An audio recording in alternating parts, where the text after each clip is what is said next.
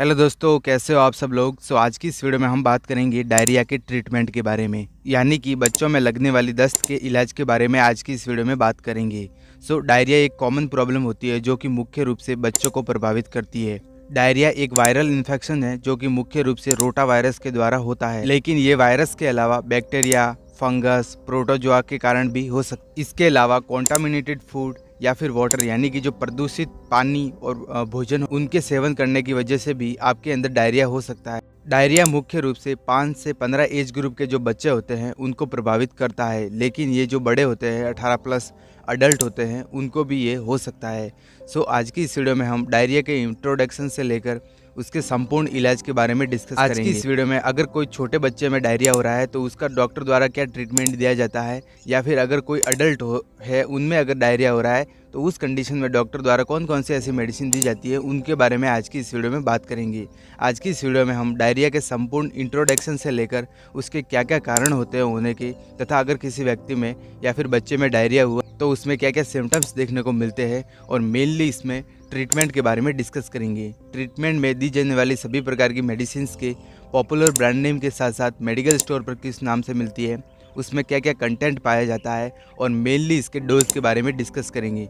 Dose में छोटे बच्चों में जो सिरप दी जाती है उनमें क्या डोज दिया जाता है, और बच्चों में जो टैबलेट दी जाती है जो अडल्ट होते हैं उनमें क्या डोज दिया जाता है, उसके बारे में डिस्कस करेंगे। वीडियो बहुत ही यूज़फुल होने वाली है ऑल द मेडिकल स्टूडेंट्स जो कि क्लिनिक चलाते हैं, गाँव में प्रैक्टिस करते हैं या फिर हॉस्पिटल में वर्क करते हैं, उन सभी के लिए। आगे बढ़ने से पहले वीडियो को लाइक कर देना। चैनल पर अगर पहली बार विजिट कर रहे हो तो चैनल को प्लीज़ सब्सक्राइब कर देना। चलिए वीडियो को शुरू करते हैं, और सबसे पहले अपन देखते हैं व्हाट इज़ द डायरिया, यानी कि डायरिया क्या होता है, उसका जनरल इंट्रोडक्शन हम वीडियो में स्टार्टिंग में ही सबसे पहले देखने वाले हैं। चलिए वीडियो को शुरू करते हैं। डायरिया एक पाचन तंत्र से जुड़ी समस्या होती है, यानी कि जो डायरिया होता है वो डाइजेस्टिव सिस्टम से जुड़ी एक प्रॉब्लम यानी कि डिजीज़ कंडीशन होती है। जो बच्चे ब्रेस्ट फीडिंग करते हैं यानी कि स्तनपान करते हैं, उनका जो मल होता है, स्टूल होता है, वो आमतौर पर पतला, नरम तथा पीला होता है। वह दिन में लगभग 5 बार तक अपना जो मल है वो त्याग कर सकते हैं, यानी कि वह 5 बार तक जो स्टूल है वो पास आउट कर सकते हैं। लेकिन जब बच्चे दिन में लगभग 10 बार से भी ज़्यादा मल त्याग करते हैं तथा मल में पानी की तरह पतला हो, उसमें श्लेष्मा यानी कि खून के धब्बे मौजूद हो तथा वह बदबू मार रहा हो, तथा बच्चे में पेट दर्द, उल्टी जैसी समस्या अगर देखी जाती है तो उस कंडीशन में उसे हम कह सकते हैं कि बच्चे को दस्त लग रहे हैं। डायरिया जो होता है वो एक वायरल इन्फेक्शन होता है जो कि मुख्य रूप से रोटा वायरस के द्वारा होता है। देखिए, जो डायरिया होता है वो एक वायरल इन्फेक्शन होता है, लेकिन ये वायरस के अलावा जो बैक्टीरिया होते हैं, फंगस होते हैं या फिर प्रोटोजोआ होते हैं, उनके द्वारा भी हो सकता है। इनके अलावा जो कॉन्टामिनेटेड फूड होते हैं या फिर जो कॉन्टामिनेटेड वाटर होता है, यानी कि प्रदूषित पानी और प्रदूषित जो पड़ा हुआ भोजन होता है, अगर उनका कोई बच्चा सेवन करता है, अनहाइजीन मेंटेन करता है, तो उस कंडीशन में भी उसके अंदर डायरिया हो सकता है। आगे इसके अंदर क्या डायरिया के होने के क्या क्या कारण होते हैं उनके बारे में हम डिटेल में डिस्कस करेंगे। नेक्स्ट वीडियो में आगे बढ़ते हैं और आगे अपन देखते हैं कोजेज ऑफ डायरिया, यानी कि बच्चों में जो दस्त लग रहे हैं या फिर जो बड़े बच्चे होते हैं अडल्ट में, अगर उनमें किसी प्रकार से अगर दस्त लग रहे हैं तो उनके क्या क्या कारण होते हैं और क्या क्या ऐसे रिस्क फैक्टर होते हैं जिनकी वजह से ये प्रॉब्लम बच्चों में अराइज होती है। जैसा कि मैंने वीडियो के स्टार्टिंग में ही बताया था कि ये एक वायरल इन्फेक्शन है जो कि वायरस के अलावा बैक्टीरिया, फंगस के कारण भी हो सकता है, लेकिन ऐसे कुछ रिस्क फैक्टर होते हैं जिनकी वजह से भी बच्चों के अंदर डायरिया होता है। उसको हम एक एक करके डिटेल में डिस्कस करेंगे। सबसे पहले कुछ वायरस के बारे में डिस्कस करेंगे जो कि डायरिया के मुख्य वायरस होते हैं, जिनकी वजह से जो 50% जो डायरिया के मामले होते हैं वो देखे जाते हैं। सबसे पहला जो हमारा वायरस होता है वो होता है रोटा वायरस। इसके अलावा एडिनो वायरस या फिर इंटेरो वायरस, ये तीनों प्रकार के जो वायरस होते हैं जो कि डायरिया को कोज करते हैं। इसके अलावा बैक्टीरिया में E coli, salmonella, vibrio coli या फिर साल्मोनेला जो टाइफी नामक जो बैक्टीरिया होते हैं, इनकी वजह से भी डायरिया हो सकता है। इनके अलावा जो फंगस होता है जैसे कैंडिडा एल्बिगेंस, इन सभी के कारण भी डायरिया मुख्य रूप से हो सकता है। इसके अलावा कुछ रिस्क फैक्टर होते हैं जिनकी वजह से डायरिया होता है, जैसे कि फूड पॉइजनिंग। अगर कॉन्टामिनेटेड फूड यानी कि प्रदूषित जो फूड अगर कोई बच्चा सेवन कर रहा है तो उस कंडीशन में भी डायरिया हो सकता है। माल न्यूट्रिशन यानी कि बच्चे को अगर प्रॉपर मात्रा में खाना पीना या फिर ब्रेस्ट फीडिंग नहीं मिल रही है, उस कंडीशन में बच्चे में कुपोषण के लक्षण आते हैं, तो उस कंडीशन में भी बच्चे के अंदर डायरिया हो सकता है। इसके अलावा भोजन से एलर्जी होना, प्रदूषित पानी और भोजन का सेवन करना, खुले में शौच करना, बच्चों में जो बोतल होती है उनके द्वारा दूध पिलाना यानी कि ब्रेस्ट फीडिंग है वो करवाना। इसके अलावा ड्रग टॉक्सिसिटी यानी कि अगर कोई ड्रग की टॉक्सिसिटी हो जाती है, ओवरडोज हो जाता है तो उसके कारण भी डायरिया हो सकता है। जैसे कि पेनिसिलिन ड्रग, लैक्सेटिव जो ड्रग होती है जो कि कॉन्स्टिपेशन को रिलीव करने के लिए दी जाती है, अगर उनका ओवरडोज होता है तो उस कंडीशन में भी डायरिया होता है। इसके अलावा एजिथ्रोमाइसिन नामक जो टैबलेट होती है, इनके कारण भी जो बच्चों में है डायरिया हो सकता है। आगे हम इनके डिटेल में सिम्टम्स के बारे में डिस्कस करेंगे। नेक्स्ट वीडियो में आगे बढ़ते हैं और आगे अपन देखते हैं सिम्टम्स ऑफ द डायरिया, यानी कि अगर किसी व्यक्ति में या फिर बच्चों में डायरिया हो रहा है तो उसमें क्या क्या लक्षण देखने को मिलते हैं, उनके बारे में हम एक एक करके डिटेल में डिस्कस करेंगे। सो लक्षणों को जानने से पहले अपन बात करते हैं कि डायरिया फैलता कैसे है। सो डायरिया मुख्य रूप से फीको ओरल रूट द्वारा फैलता है, यानी कि बच्चे के द्वारा जो स्टूल पास आउट करता है, फ्रिक्वेंटली मात्रा में जो स्टूल पास आउट करता है या फिर जो यूरिन पास आउट करता है, उसके कांटेक्ट में अगर कोई अन्य बच्चा आ जाता है तो उस कंडीशन में उसके भी अंदर डायरिया होने के चांसेस बहुत ज़्यादा बढ़ जाते हैं। ठीक है, बात करें इसमें सिम्टम्स के बारे में तो सबसे पहला जो हमारा सिम्टम्स है वो होता है फीवर, यानी कि बच्चे को बुखार आएगा, नोज़िया एंड वॉमिटिंग यानी कि उल्टी होगी, डिहाइड्रेशन यानी कि पानी की कमी होगी।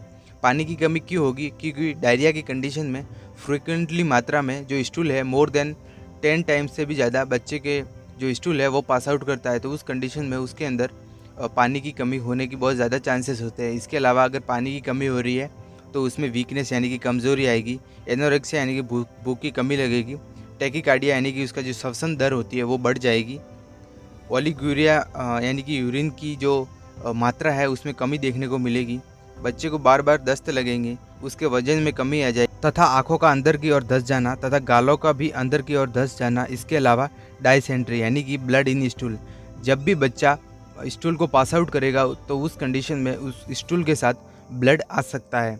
सो ये कुछ सिम्टम्स होते हैं जो कि बच्चों में डायरिया के कंडीशन में देखने को मिलते हैं। आगे हम बच्चों में डायरिया का जो ट्रीटमेंट दिया जाता है उसके बारे में हम डिटेल में डिस्कस करेंगे। नेक्स्ट वीडियो में आगे बढ़ते हैं और आगे अपन देखते हैं डायरिया ट्रीटमेंट इन चिल्ड्रन, यानी कि जो छोटे बच्चे होते हैं, शिशु होते हैं, उनमें अगर किसी कारण से डायरिया हो रहा है तो डॉक्टर द्वारा ऐसी कौन कौन सी सिरप होती है जो प्रोवाइड की जाती है, उनके इलाज के बारे में हम डिटेल में डिस्कस करेंगे। सो आगे बढ़ने से पहले मैं आप सब लोगों को बता दूं कि जो छोटे बच्चे होते हैं उनको डायरिया की कंडीशन में उसको डायरिया ट्रीट करने के लिए डॉक्टर द्वारा उन्हें सिरप्स ही प्रोवाइड की जाती है, उनको टैबलेट और इंजेक्शन से ट्रीट नहीं किया जाता है, तो इस बात का आपको ध्यान रखना है।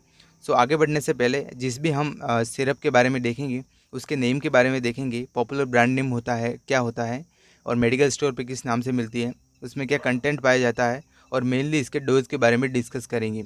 तो सबसे पहले जो हमारी सिरप है उसका नाम होता है जिंकोनिया सिरप। आप इमेज में देख सकते हो, जिंकोनिया इसका मोस्ट पॉपुलर ब्रांड नेम होता है, जिसको डायरिया की जो कंडीशन होती है उसको ट्रीट करने के लिए डॉक्टर द्वारा अमूमन इसको प्रिस्क्राइब किया जाता है। जिंकोनिया इसका मोस्ट पॉपुलर ब्रांड नेम होता है जो कि मेडिकल स्टोर पर या फिर हॉस्पिटल में भी इस नाम से मिल जाती है। बात करें इसमें कंटेंट के बारे में तो इसमें मेनली 1 ड्रग का कंटेंट पाया जाता है और जो ड्रग होती है वो होती है zinc एसेटेट oral solution.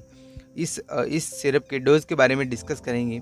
So below 6 month यानी कि जो 6 मंथ से छोटे बच्चे होते हैं उनको 10 mg पर डे के हिसाब से देनी होती है, बीडी में, यानी कि दिन में 2 बार, खाना खाने के बाद सुबह या फिर शाम को 2 बार इसको दिया जाता है। और यह सिरप 10 से 12 दिनों तक जो 6 मंथ से छोटे बच्चे होते हैं उनको दी जाती है। अबाउट 6 मंथ यानी कि जो 6 महीने से बड़े बच्चे होते हैं उनको 20 mg पर डे के हिसाब से देते हैं, बीडी में, यानी कि दिन में 2 बार। और यह सिरप उनको 10 से 12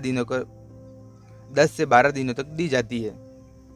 नेक्स्ट वीडियो में आगे बढ़ते हैं और अगली जो हमारी सिरप है जो कि डायरिया को ट्रीट करने के लिए दी जाती है डॉक्टर द्वारा शिशुओं को, उसका नाम होता है ऑफ्लॉक्स 100 सिरप। आप इमेज में देख सकते हो, ऑफ्लॉक्स नाम से मिल जाती है।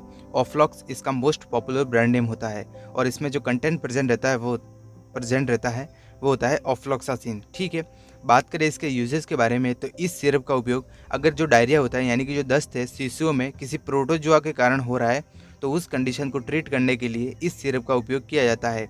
यानी कि अगर प्रोटोजोआ नामक जो बैक्टीरिया होता है उनके द्वारा अगर किसी प्रकार से बच्चों में डायरिया हुआ है तो उस कंडीशन में जो ऑफ्लॉक्सासिन जो सिरप है वो डॉक्टर द्वारा दी जाती है। बात करें इसके डोजेस के बारे में यानी कि बच्चों को कितनी मात्रा में ये देनी चाहिए सिरप, तो इसका डोज 15 mg पर kg के हिसाब से बीडी में देते हैं। यानी कि अगर बच्चा 1 किलो का है तो उसको 15 mg पर kg के हिसाब से दिन में 2 बार सुबह और शाम दी जाती है। यानी कि बच्चा अगर 10 किलो का है तो उस कंडीशन में 10 × 15 यानी कि 150 mg पर kg के हिसाब से यह सिरप दी जाती है। नेक्स्ट वीडियो में आगे बढ़ते हैं और अगली जो हमारी सिरप है उसका नाम होता है ऑफजोर्ड MDS सिरप। आप इमेज में देख सकते हो, कुछ इस प्रकार की ये सिरप होती है। ऑफजोर्ड MDS इसका मोस्ट पॉपुलर ब्रांड नेम है, जो कि मेडिकल स्टोर पर और हॉस्पिटल में इस ब्रांड नेम से आपको मिल जाएगी। बात करें इसमें कंटेंट के बारे में, तो ऑफजोर्ड MDS जो सिरप होती है इसमें मेनली 2 ड्रग का कंटेंट पाया जाता है। इसमें 2 ड्रग का शामिल किया जाता है। फर्स्ट ऑफ ऑल होता है ऑफ्लॉक्सासिन, जिसके बारे में हम पहले ही डिस्कस कर चुके हैं, और जो दूसरी ड्रग होती है वो होती है मेट्रोडिनाजोल। बात करें इसके उपयोग के बारे में, तो इस सिरप का जो उपयोग होता है, अगर किसी बच्चे में डायरिया जो प्रोटोजोआ या फिर जो बैक्टीरिया होता है ई कोलाई, साल्मोनेला टाइफी या फिर साल्मोनेला नामक जो बैक्टीरिया होता है, इनकी वजह से अगर किसी बच्चे में डायरिया हो रहा है तो उस कंडीशन को ट्रीट करने के लिए डॉक्टर द्वारा इस सिरप को प्रिस्क्राइब किया जाता है। बात करें इस सिरप के डोजेस के बारे में, यानी कि बच्चे को किस मात्रा में इसको देना चाहिए, तो इसको 20 mg पर kg के हिसाब से देते हैं। यानी कि अगर बच्चा 1 किलो का है तो उसको 20 mg पर kg के हिसाब से दिन में 2 बार यानी कि बीडी में सुबह शाम इस सिरप का उपयोग करने की सलाह दी जाती है। अगर इसके ड्रग कैलकुलेशन के बारे में डिस्कस करें, तो अगर बच्चा 10 किलो का है तो 10 × 20 करेंगे तो 200 mg पर kg के हिसाब से इस सिरप को दिया जाता है। इसके अलावा बच्चे में रिहाइड्रेशन थेरेपी दी जाती है, जिसमें ORS या फिर इंट्रावेनस जो फ्लूइड होते हैं उनको इंटेक करने की सलाह दी जाती है। आगे हम अपन डिस्कस करेंगे कि अगर अडल्ट में डायरिया हो रहा है तो उसके द्वारा डॉक्टर उनको कौन कौन सी ऐसी मेडिसिन होती है जो प्रिस्क्राइब करता है। नेक्स्ट वीडियो में आगे बढ़ते हैं और आगे अपन देखते हैं diarrhoea treatment in the adult. यानी कि अगर अडल्ट जो 18+ होते हैं उनमें अगर किसी प्रकार से डायरिया हो रहा है तो उसमें डॉक्टर कौन कौन सी ऐसी मेडिसिन होते हैं जो प्रिस्क्राइब करता है। सो उसके पूरे ट्रीटमेंट के बारे में आज की इस वीडियो में हम डिस्कस करेंगे।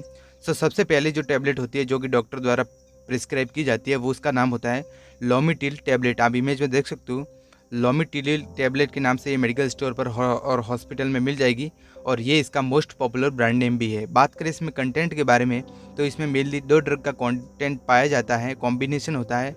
फर्स्ट ऑफ ऑल जो ड्रग होती है वो होती है डाइफेनॉक्सिलेट हाइड्रोक्लोराइड, ठीक है। दूसरी जो ड्रग होती है वो होती है एट्रोपिन सल्फेट। इस टैबलेट का उपयोग दस्त लगने पर किया जाता है। नेक्स्ट वीडियो में आगे बढ़ते हैं और अगली जो हमारी टैबलेट है डॉक्टर की पसंदीदा टैबलेट है, जो कि डायरिया जैसी कंडीशन में अडल्ट में इसको प्रिस्क्राइब किया जाता है। मोस्ट पॉपुलर टैबलेट है, इसका जो नेम होता है वो होता है नॉर्फ्लॉक्स TZ टैबलेट। आप इमेज में देख सकते हो, नॉर्फ्लॉक्स TZ इसका मोस्ट पॉपुलर ब्रांड नेम होता है, जो कि मेडिकल स्टोर पर और हॉस्पिटल में आपको आसानी से मिल जाएगी। बात करें इसमें कंटेंट के बारे में, यानी कि कॉम्पोजिशन के बारे में, तो इसमें मेनली 2 ड्रग का कंटेंट पाया जाता है। फर्स्ट ऑफ ऑल होता है नॉर्फ्लॉक्सासिन, और दूसरा जो हमारा कंटेंट होता है वो होता है टिनिडाजोल। इन दोनों ही ड्रग का नॉर्फ्लॉक्स TZ टैबलेट में कंटेंट पाया जाता है।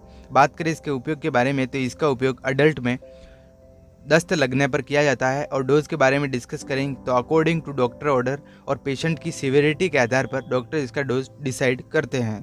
नेक्स्ट हमारी जो टैबलेट है उसका नाम होता है ऑफ्लॉक्स 200 टैबलेट। आप इमेज में देख सकते हो, 200 mg की ये टैबलेट होती है और ऑफ्लॉक्स के नाम से मिल जाती है। ऑफ्लॉक्स इसका मोस्ट पॉपुलर ब्रांड नेम होता है, जो कि मेडिकल स्टोर पर आपको आसानी से मिल जाएगी। बात करें इसमें कंपोजिशन के बारे में, तो इसमें जो कंटेंट प्रेजेंट रहता है वो होता है ऑफ्लॉक्सासिन।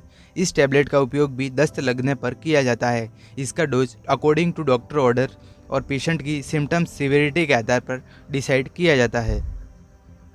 नेक्स्ट वीडियो में आगे बढ़ते हैं और आगे अपन कुछ सिम्टोमेटिक ट्रीटमेंट के बारे में डिस्कस करेंगे, जो कि डॉक्टर द्वारा उसमें मेडिसिन प्रिस्क्राइब की जाती है। फर्स्ट ऑफ ऑल टैबलेट होती है वो होती है क्रोमोल टैबलेट। आप इमेज में देख सकते हो, मोस्ट पॉपुलर टैबलेट है। क्रोमोल नाम से मेडिकल स्टोर पर और हॉस्पिटल में आपको आसानी से मिल जाएगी। बात करें इसमें कंपोजिशन के बारे में, तो इसमें पैरासीटामोल कंपोजिशन होता है। इस टैबलेट का उपयोग शारीरिक जो तापमान होता है शरीर का, उसको सामान्य बनाए रखने के लिए इस टैबलेट को डॉक्टर द्वारा प्रिस्क्राइब किया जाता है।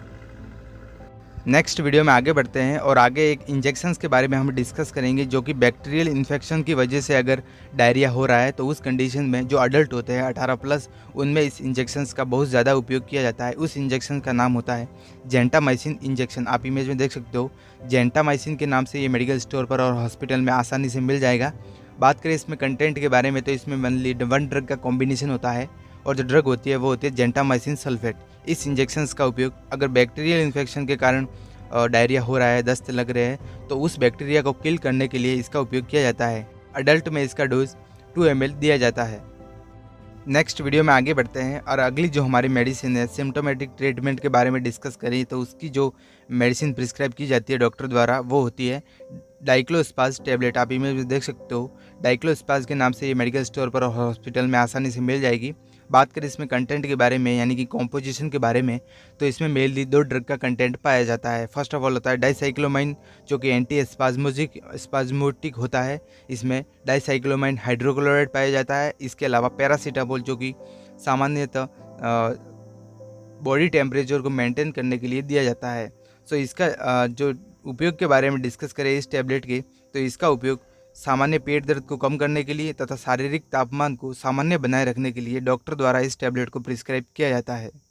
नेक्स्ट वीडियो में आगे बढ़ते हैं और आगे अपन देखेंगे रिहाइड्रेशन थेरेपी। देखो, डायरिया की कंडीशन में पेशेंट के अंदर बहुत ज़्यादा इलेक्ट्रोलाइट इनबैलेंस हो जाते हैं, क्योंकि इसमें जो स्टूल होता है उसके साथ बहुत सारे जो इलेक्ट्रोलाइट्स है वो बह जाते हैं, या फिर पेशेंट के अंदर डिहाइड्रेशन की कंडीशन डेवलप हो जाती है, जिसके कारण वीकनेस आती है, डिजीनेस होते हैं और पेशेंट को नोज़िया एंड वॉमिटिंग जैसी समस्या देखने को मिलती है।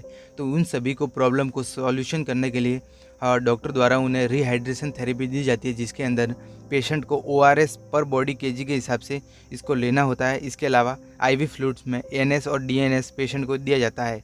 इनके अगर उपयोग के बारे में, तो इसका उपयोग शरीर में पानी की कमी को पूरा करने के लिए तथा इलेक्ट्रोलाइट को बैलेंस बनाए रखने के लिए इनका उपयोग किया जाता है।